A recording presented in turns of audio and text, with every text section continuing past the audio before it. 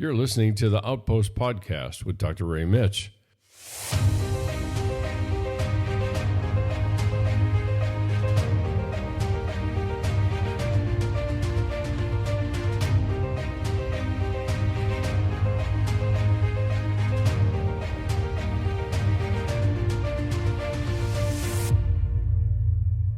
Well, greetings and welcome, everybody, to another edition of the Outpost Podcast. I am Dr. Ray Mitch, your host.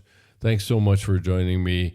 This is the final report of the Silent Retreat of 2024, and so I have been filing on-location reports, and now I'm back at the Northern Command Post to be able to file a final report. Looking back on the retreat and giving you some observations in regards to that. So as I've been saying, and this is day number 3, and we tend to close out the retreat. And what I want to try to adjust, wow, I just hit my mic there. What I want to try to address is not only the last evening of our time together, but also the reflections that came on Sunday, which we close out the retreat by reflecting on the weekend, saying to one another the things that we appreciated, that we found courageous, that was remarkable to us, and then we share community together and we call it a wrap. And so we always do a group picture at the end, and that is our group. And so that is what I want to do today, is to give you a little bit of a behind the scenes view of what was going on in this particular retreat and how it all kind of crescendoed, because that's really what it ended up being. Is it crescendoed into our Saturday evening into Sunday morning time together. And I think that's what is ultimately important and worth paying attention to. So let me address the Saturday evening. What we have been seeing as I've been talking through and giving you a bird's eye view of what happens in the retreats, what we have been seeing is we started with some pretty toxic visions of who God was, what his character was, how untrustworthy he was, or he is, at least for the people that were involved. And there were lots of things that were not said, which I think were every bit as important as the things that were.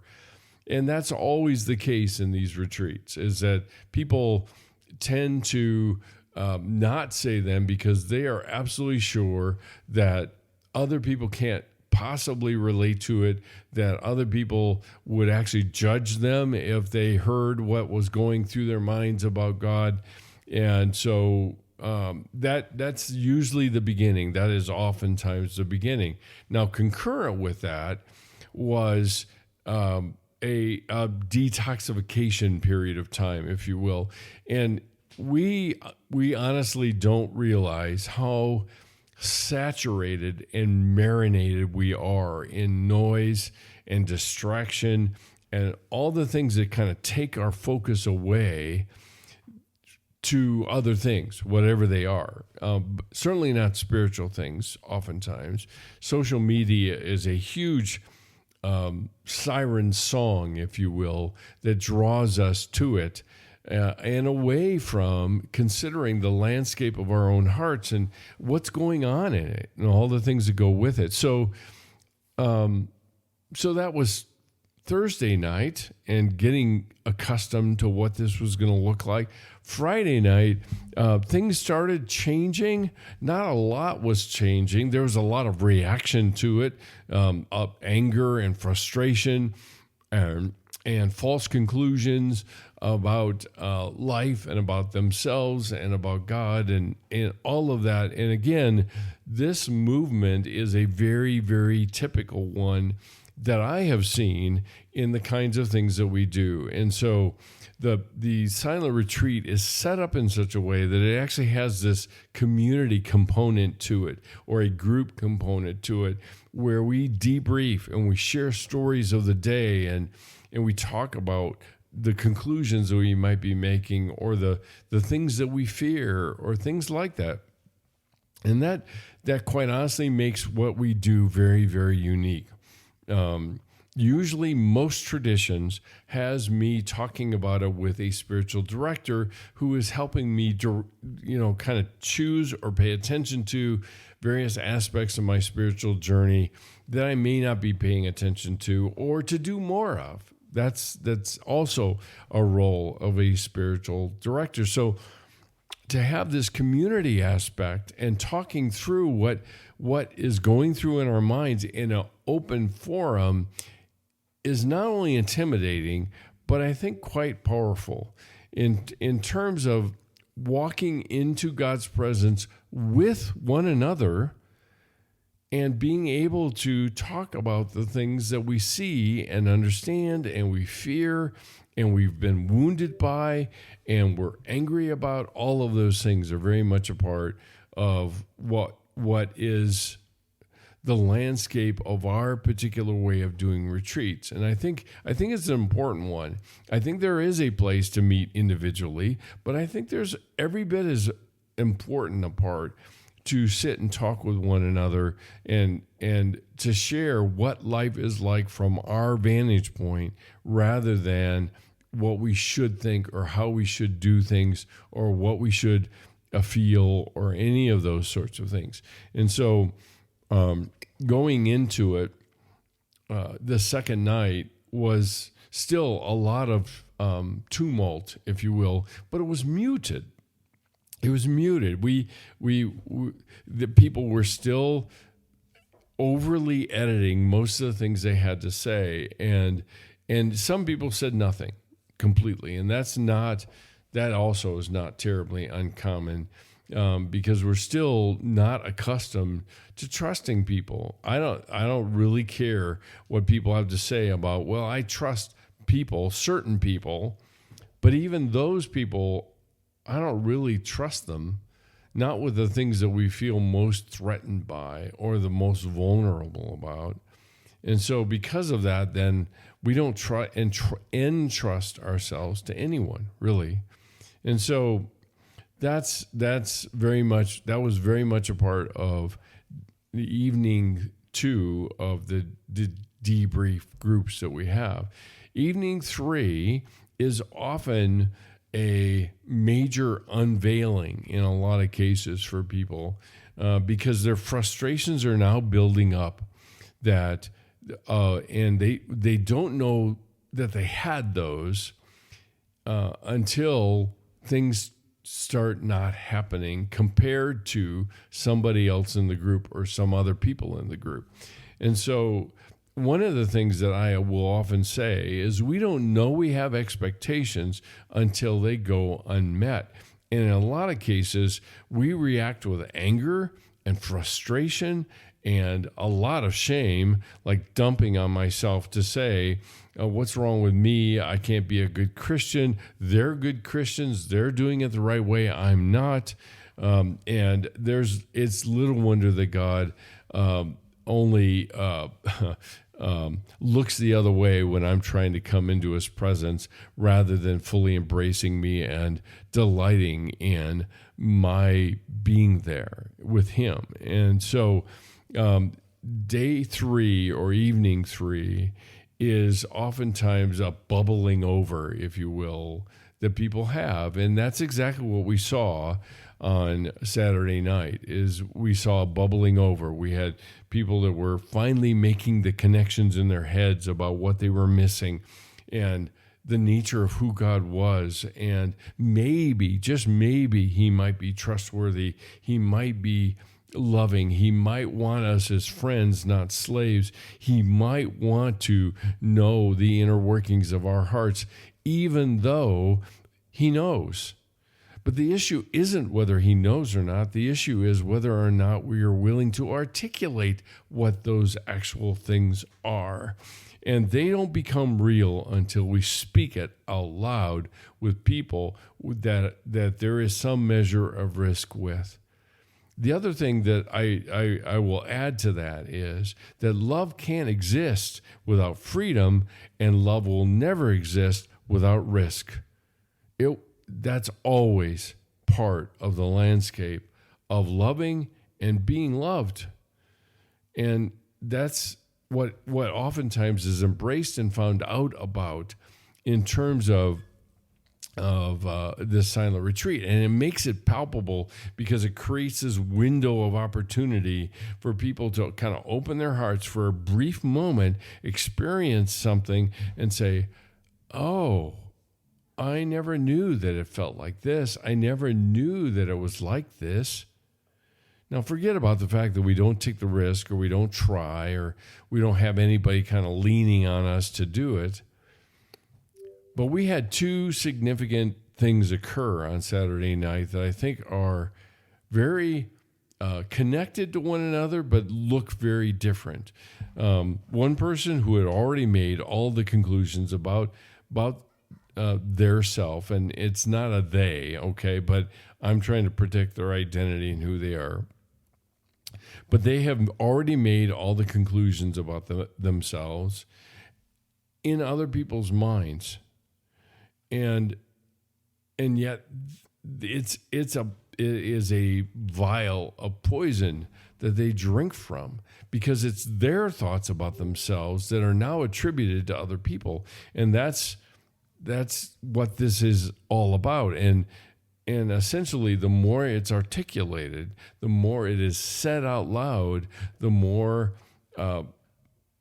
there's a greater opportunity to confront it and to do something different and to think something different. Our thoughts don't change on a dime. They never do. We need time to slowly but surely embrace them for what they are. And so that is very much a part, I think, of the landscape of our change, because change requires trust, and it also requires grace, not only from ourselves, but the grace that is offered us in God that just doesn't happen. In any other religion, grace doesn't exist. It is effort. It is towing the line. It is performance. And if you don't do it, you're a failure. And if you do it, there's always more to do. And so the silent retreat actually is this, I hate to say it this way, but I'll say it, this magical land where a lot of those things tend to get suspended temporarily so that I can experience life in a very different way. And that's what happens there. And it can't, quite honestly, I don't think it can happen anywhere else. Because of all the swirling expectations and hopes and dreams and wishes and agendas and all of that stuff that tends to just interfere with our ability to do life differently and even to think about life differently. And so there's a lot of that goes into it, I think. And so we had one person who actually I challenged to ask people what they saw or what they thought about that person. And the challenge was, I want you to ask them, how do you see me? And there's the first act of trust is that what they're telling you is truthful.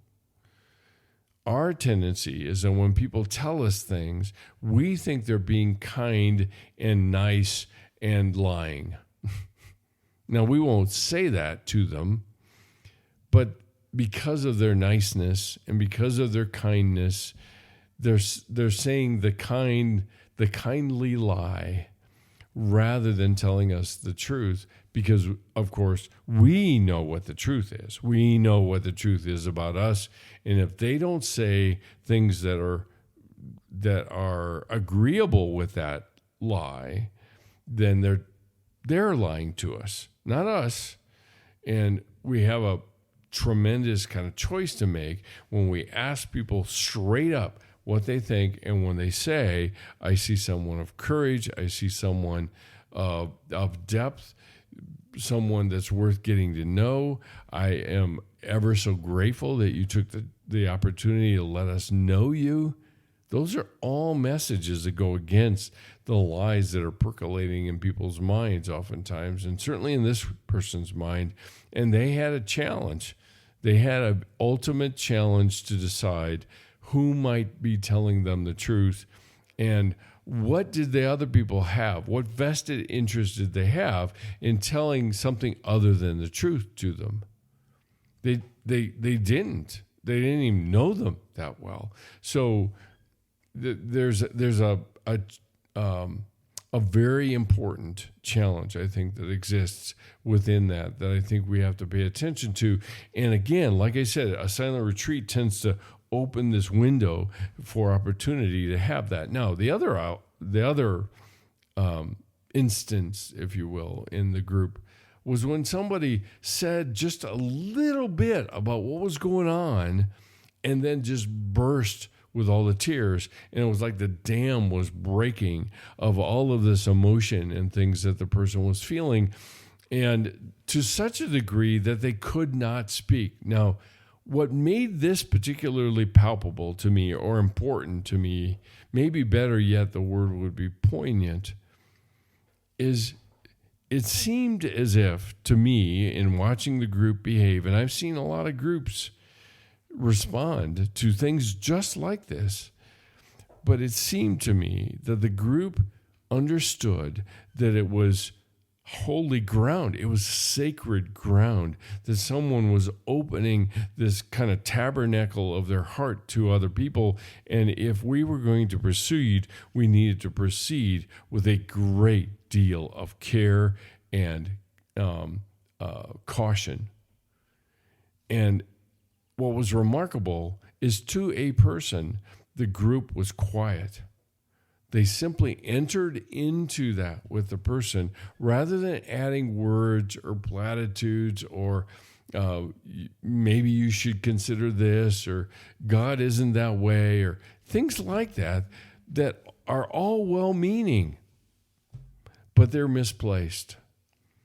And I think we have to understand that truth can be very much like a knife. It can either cut or it can heal. And the biggest part of healing oftentimes is not using it, even though I could. And that happened. And that really happened. And the next morning, the person reflected on what happened. And the person said, it would have been so easy for me to disqualify it. And if somebody had spoken up to say something, I would have very easily done that. And nobody did. And then I had to contend with the reality of what I was sharing. And there's something instructive in that allows them the person to grapple with the reality of where they're living rather than where they should be living, which is always a split. There's a split between where I am and where I should be. And the should is a place that I will never arrive at because it is always changing. It is always floating upward because I can't hit that standard. I won't ever hit that standard when it comes right down to it. But living where I'm at, I'm afraid that if I accept the reality of where I'm living, then I will never get out of it. And the reality is, I won't get out of it if I don't accept it. That's the reality. And we miss that point. And in so many ways, we miss that point. So the group moved on, and it was an important group. And it always is. It seems like our third evening is always a pivot point for the group, and in terms of not only intimacy, but also a level of connectedness where somebody walks out and says, I love you guys. I have never had this kind of sense of connection with people ever before. And that's what makes silent retreats, and I'm going to broaden the scope here for a second, but that's what makes silent retreats unusual and remarkable, because it gives us, we move into something voluntarily. We're not made, nobody's holding a gun to our head, to open this window of grace and truth and to learn what it means to live in it. And that's nothing short of miraculous. And I think in that's exactly why the miraculous happens, is when we do that kind of thing. And that's what, I think makes our silent retreats remarkable. And like I said, I don't think you're going to find this anywhere in any university spiritual formation approach at all. It's Christian ones. I'm not talking about secular ones. Secular ones are not all that interested in spiritual formation. They just are interested in the mastery of content. But at CCU, I think part of what makes us unique, particularly in the psych department, is our commitment to not only learning the content of psychology, but developing the spiritual character of our students. And that's still available to people that are maybe not at CCU. But the touch point or the nexus point for that is really a silent retreat and becoming part of that. And so those are the observations. It was a remarkable retreat. I rarely walk away from one saying anything other than that. And I think it's not to make it mundane or it's always the same or uniform. It's never the same, because the mix of people that are part of these retreats, and I am humbled by the privilege of being able to have a front row seat to see God work in the way that he does in these retreats. So now the other bigger need on the backside of these retreats is, where do they go to continue? I had somebody once say or ask on Sunday, it's like, well, what do I do next? I mean, how do I have a retreat in everyday life? Or how do I learn how to connect with people like this? And ultimately, the starting point really is to connect with the people that have been part of your retreat. And that's short-lived. I mean, college is not that long. And even a semester is only 15 weeks. It's not that long. It sounds like an eternity when you're starting it. But here we are 4 weeks out, and we're almost done. And people are now feeling some sense of panic, because it's like, time's running out. And how do I kind of keep this going? Well, that's where, and that's part of the vision of SGI, is the outpost groups, because outpost groups are a continuation of what the silent retreat experience was like. And they're led by people that know what they're doing. They're not using it as a platform to propose or to push their own agenda. It is really all about meeting with one another in the presence of God together and experiencing life in a different way. And an outpost, by its very definition, is always on the margins of society. It is not in the middle of it. You have to move somewhere other than where you are to be able to find something like that. And so if you're interested, like I said, fill out the form on the front page of the website at sgi-net.org. We are actively, and I'm actively looking for people to be a part of outpost groups, no matter where you are. We can start online. That's the beauty of online, is we could have somebody in France and somebody in America and somebody, in Florida. I don't know. I mean, wherever. Not that that's another country. Some people might think it is, but I think that's the key. Ultimately, our goal would be to have you meet in person in a locale where you can continue to do this live in real time with one another. And quite honestly, I think that is part of our efforts to deepen our relationship with God and with people. but it's also, I think, a connection point if or when things get tough in the future for us as Christ followers. So there is that, and we need to be able to find out what the interest is out there of people that are listening to the podcast, to be a part of an outpost group, and where we can train leaders and be able to send people out to do that, which is based on the very same model that Jesus used. And of course, we need people that are willing to support what we're doing. And I'm not going to beat that drum real hard, but if you're interested and want to be able to do that, then hit the donate button and participate and make this even more possible. Extend our reach and be able to do that. The website has resources for healthy relationships. If you want to buy a book or two about grief, you can do that on the website as well. And ultimately connect with other people while you're there. So when you hit the website, you'll get this pop-up that asks to be part of the community.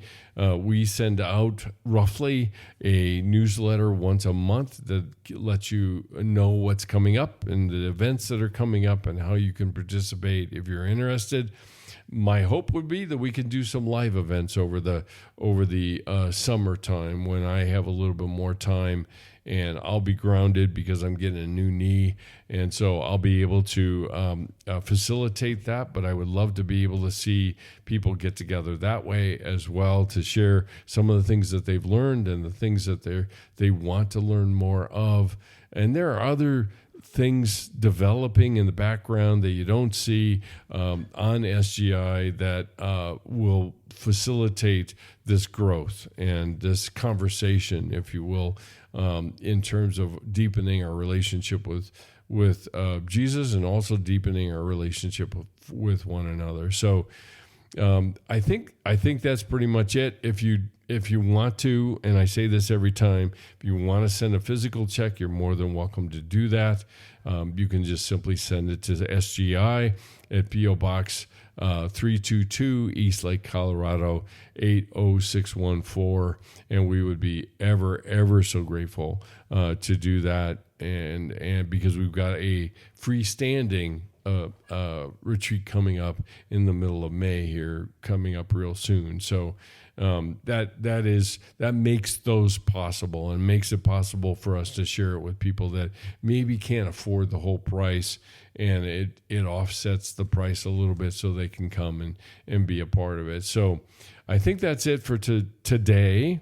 Yes, I am here. It is daytime while I'm doing this particular podcast, partly because we've had some significant winds here in Colorado, and I actually got an unexpected day off, so I can sit here in my office during the afternoon and be able to do this podcast.